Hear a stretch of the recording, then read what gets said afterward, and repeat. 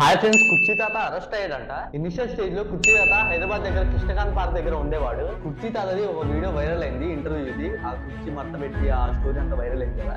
ఆ వైరల్ అయిన తర్వాత ఒక కన్సర్న్ పర్సన్ ద్వారా వైజాగ్ సత్య ఆయన ఈ కుర్చీ తాతని మీట్ అవ్వడం జరిగింది. వైజాగ్ సత్య కుర్చీ తాతని గుంటూరు కారం మ్యూజిక్ డైరెక్టర్ అయిన తమన్ దగ్గర కూడా తీసుకెళ్లారంట. అక్కడికి తీసుకెళ్లే ముందు కుర్చీ తాతకి హెల్త్ ఇష్యూస్ ఉంటే ఈయనే ట్రీట్మెంట్ చేయించారంట. ఆ బ్లడ్ బౌన్సింగ్ అవి అవుతుంటే నెక్స్ట్ ఆయనకి బట్టలు కూడా ఈయనే కొనిచ్చారంట.